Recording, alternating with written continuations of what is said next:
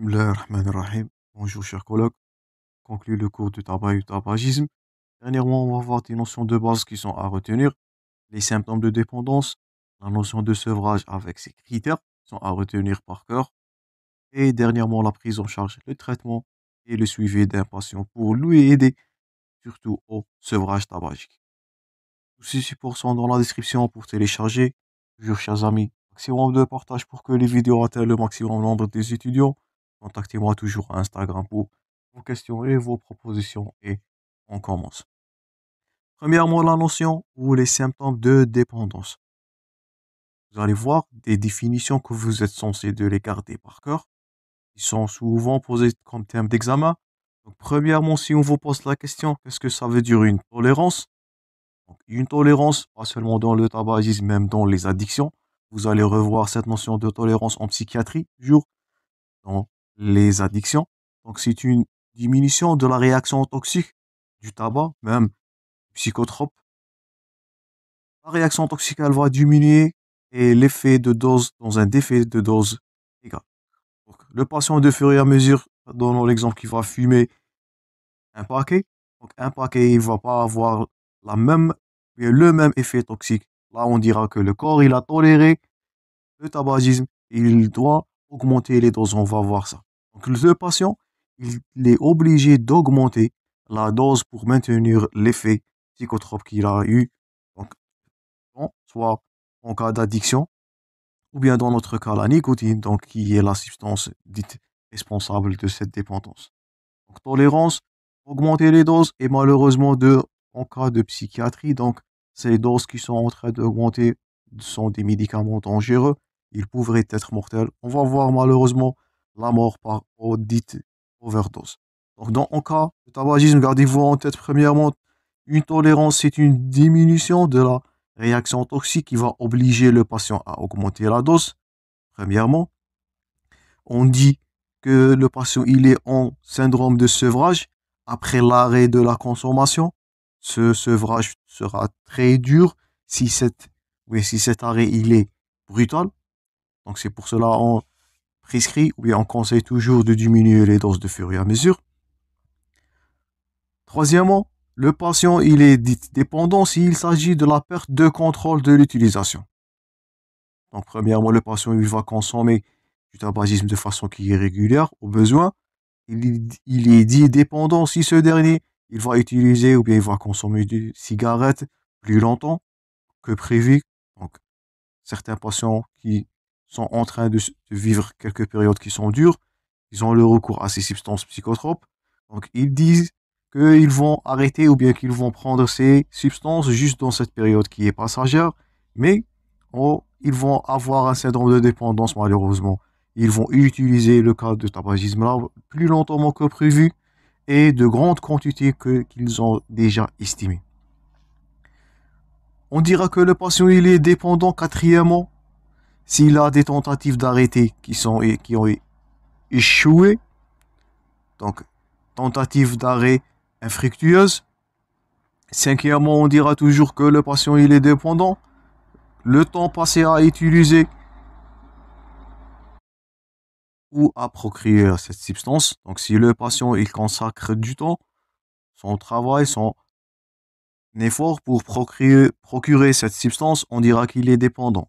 Et vous allez voir que le patient va faire du tout, en cas surtout de dépendance de substances toxiques ou bien de substances psychotropes. Tout ça, je répète, vous allez revoir en psychiatrie dans les addictions. Donc, ça, c'est de la dépendance. Sixièmement, les symptômes ou bien les critères de dépendance, le patient ou bien le sujet, il va négliger ou il va renoncer ses activités et ses rôles habituels. Donc, c'est une question. Donc, ces critères-là, ils sont à rechercher dans votre interrogatoire. Il pourra être une question dans votre examen pratique. Donc, cette plaque-là, elle est à retenir par cœur. Si le patient il néglige obligations, ses obligations familiales, ses obligations professionnelles, il est en état de dépendance. Septièmement, l'utilisation de la substance malgré que ce dernier, il a ou bien il connaître que ce dernier a des conséquences négatives, notamment sur sa santé, il est dit dépendant. Donc, sept critères de la dépendance sont à retenir par cœur car je répète, ils sont souvent posés comme question d'examen, soit théorique, soit pratique, et ça, ce sont des critères à rechercher dans votre interrogatoire. Donc ça, c'est pour vous et c'est pour votre pratique médicale.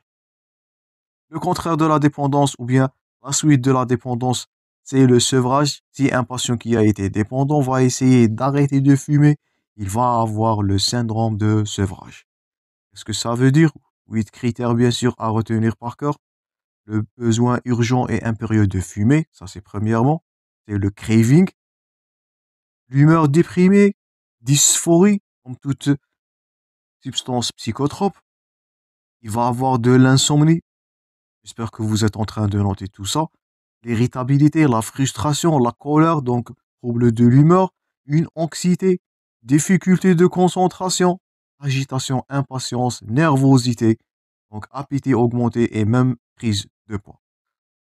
Je répète, syndrome de sevrage, les critères sont à retenir par cœur.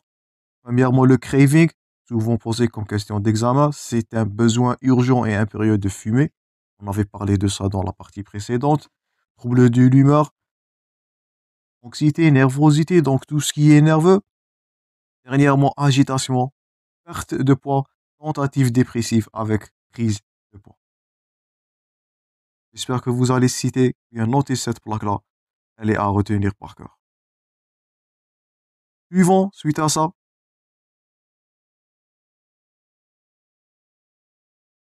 donc là, on parlera de critères ou bien les bénéfices de sevrage tabagique. Donc, premièrement, je répète, si le patient il est en sevrage de 20 minutes, qu'est-ce qui va survenir? Le rythme cardiaque et la pression artérielle vont revenir à la normale. Donc ça, c'est du bénéfice de sevrage. Donc c'est votre rôle, informer le patient de ses bénéfices, l'encourager de sevrage, éviter tous les séquelles qu'on a déjà citées précédemment. Donc après 12 heures, le niveau de monoxyde de carbone, qui est une substance va causer l'infarctus, le risque cardiovasculaire. Donc, elle va revenir à la normale. Vous voyez les bénéfices. Après 2 semaines, la circulation qui tapisse les poumons, donc elle va revenir à la normalité. Elle va réduire le risque d'infection. On avait vu les pneumonies parmi les critères d'infection. Et de la PPCO, c'était toujours le tabagisme. Si le patient va sevrer du tabac entre 1 et 9 semaines. Donc, les cils qui tapissent, ça c'est de la PPCO. Les cils qui tapissent les poumons, ils vont fonctionner à nouveau et ils vont nettoyer et réduire les risques d'infection et bien sûr de BPCO, de dilatation des bronches, donc toute pathologie qu'on a déjà vue précédemment. Donc, toujours encouragez vos patients d'arrêter et du sevrage tabagique. Si si le patient il est en sevrage pendant une année, le risque d'insuffisance coronarienne, on va voir ça je répète toujours, en cardiologie très prochainement. Il va revenir à la normalité, éviter les séquelles coronariennes. À 5 ans, le risque du cancer de la bouche, de la gorge, de l'œsophage, toute la pathologie néoplasique qu'on a vu précédemment, même de la vessie du col de l'utérus, elles vont être réduites de moitié. Les risques de crise cardiaque vont chuter aussi. Après 10 ans, le risque de mourir par le cancer du poumon, il est réduit en moitié. Le risque d'un cancer du pancréas aussi, du larynx, il va diminuer aussi. Donc ça nous fait rappel à la pathologie néoplasique en astrologie.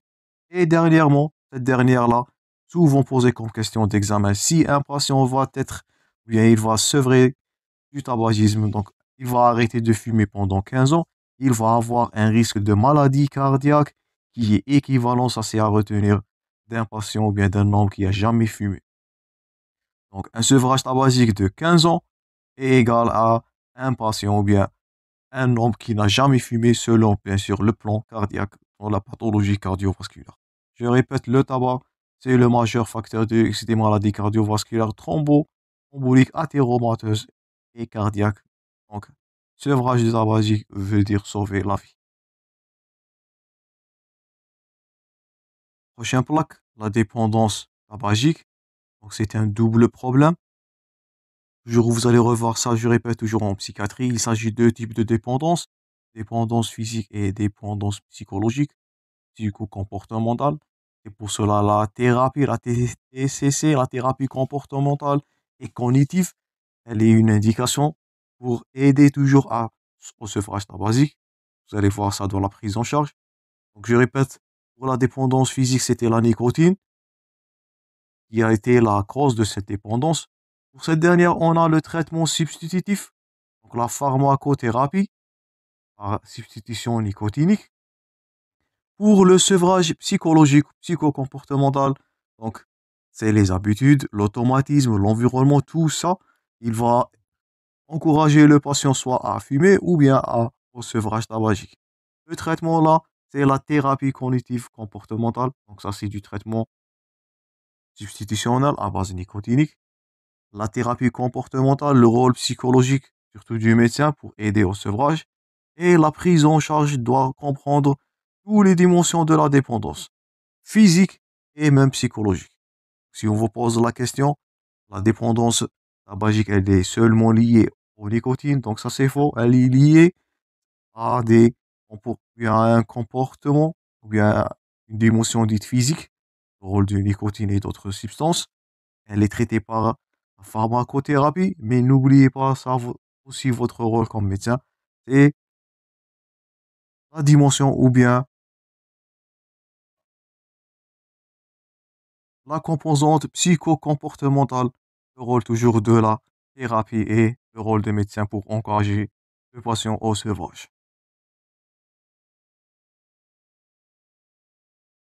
Avant-dernière plaque, le traitement de la dépendance. Première, Premièrement, le conseil d'arrêt. Tout professionnel de santé doit conseiller chaque fumeur d'arrêter de fumer. Ça, c'est votre rôle. À répéter à chaque consultation. C'est votre rôle comme médecin toujours. Tout professionnel de santé, pas seulement les médecins. Deuxièmement, le renforcement de la motivation, l'entretien émotionnel, l'approche relationnelle. Donc ça, c'est la relation médecin-patient. Vous avez vu ça en psychologie, en troisième année, la sémiologie psychologique. Donc tout ça, il a pour objectif de renforcer la motivation au changement, selon bien sûr le score que vous avez fait précédemment. Traitement médicamenteux, toujours, substitution nicotinique. Le cas là, c'est la valnicline, donc bien la varinicline, un traitement nicotinique substitutionnel. Quatrièmement, la thérapie comportementale et cognitive. Donc, ce sont des sessions qui vont modifier le comportement vis-à-vis et la consommation thérapeutique. Et dernièrement, les cigarettes électroniques, donc pour la composante psychologique. La thérapie, toujours. Et dernièrement, le suivi de sevrage. Donc, c'est bien, un sevrage réussi. S'il s'agit d'un sevrage total d'au moins un an, on ne dira pas qu'il s'agit d'un sevrage juste à une semaine ou quelques semaines, voire quelques mois. Donc, un an, si on vous pose la question, on dira que le patient, il est en sevrage qui est réussi. Rémission totale, sevrage total. S'il s'agit d'un sevrage total, aucune cigarette a été consommée pendant au moins une année. Donc là, c'est la notion de sevrage. Notez bien cette ligne-là. Donc, un suivi il est régulier pour des meilleures préventions de récidive. Donc, il faut repérer les signes de sevrage qui augmentent le risque de reprise. C'est pour cela qu'on avait parlé de signes de sevrage, surtout le craving. Donc, c'est un désir accru de fumer. Il est à suivre. Et pour cela, on n'arrête pas de façon brutale. Les situations à haut risque de récidive, les états dépressifs, la psychologie fragile du patient. La prise de poids, c'est une cause fréquente de rechute. Et dernièrement, après chaque rechute, donc ça c'est votre rôle pour être psychologique. Donc, dédramatiser la situation. Ce sont des patients fragiles, surtout les femmes. Dédramatiser la situation. Valoriser les efforts qui ont été réalisés pendant la période précédente de sevrage. Deuxièmement, analyser les circonstances de ces rechutes. Donc, vous voyez là le rôle humain du patient. Et dernièrement, le maintien du suivi vu d'une nouvelle tentative de sevrage. Ne laissez pas votre patient seul. Votre rôle de suivi psychologique, thérapeutique, médicamenteux. Donc, tout ça, c'est votre rôle comme médecin. Pas seulement, je répète, les médecins, tout personnel de santé doit lutter et conseiller du sevrage tabagique. Donc, ça, c'est tout pour le tabagisme, chers collègues. J'espère que les trois parties sont utiles. Toujours bon courage dans vos préparations. On se rencontrera très prochainement dans la prochaine partie ou bien dans le prochain cours. On va aborder la pathologie néoplasique, le cancer du poumon. Merci pour votre attention, chers amis. Bon courage et à la prochaine.